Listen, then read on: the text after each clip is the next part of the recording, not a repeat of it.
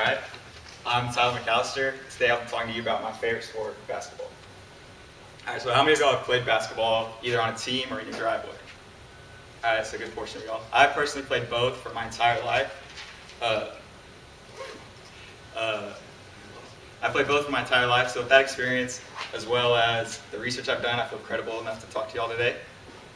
So, basketball is a very exciting sport. It's been around since 1891, and it's changed a lot over time, so I'm going to tell you a little bit about those changes, along with the history and the impact that it's had on society. So we'll start with the early history of basketball. So basketball, like I said, was created in 1891 by Dr. James Naismith in Springfield, Massachusetts.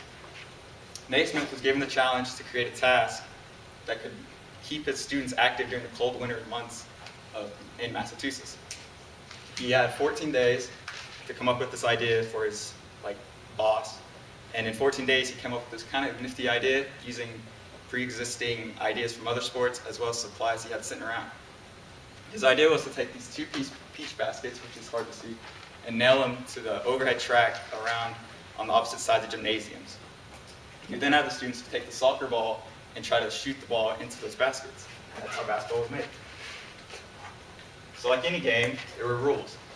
Naismith came up with 13 original rules. And according to my research, 12 of those 13 rules are still in play today in some shape or form.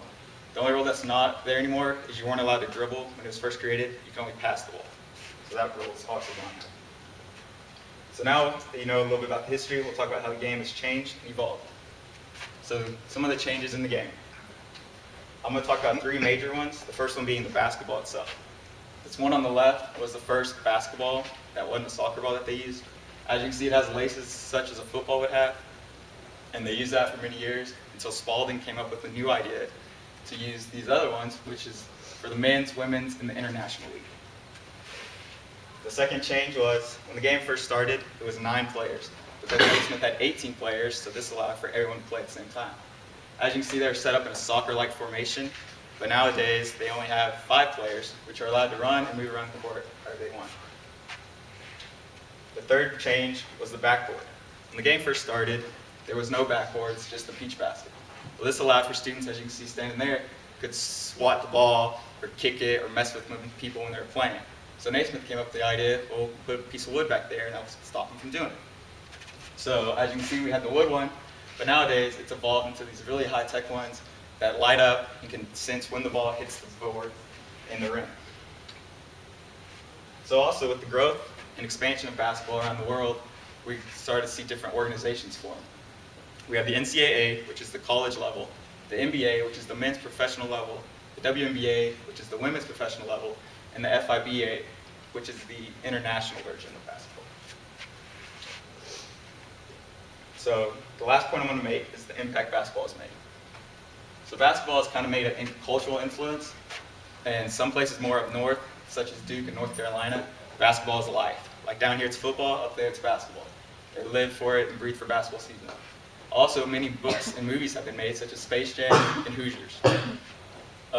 Basketball has also created heroes for many people, such as Kobe Bryant and LeBron James.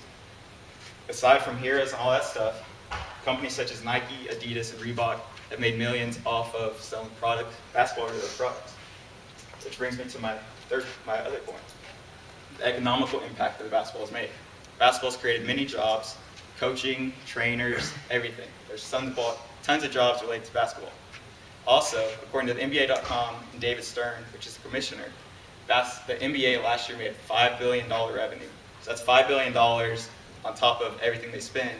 So that's money being pumped in and out of the system, helping the economy of America. So in conclusion, basketball has come a long way from peach baskets and soccer balls. It's now a big industry. Tons of people play, tons of people look up to people that play. It's just kind of become a lifestyle. So next time you watch basketball, I hope you have a better understanding of the history, kind of what it's done, and how people look up for it. Thank you.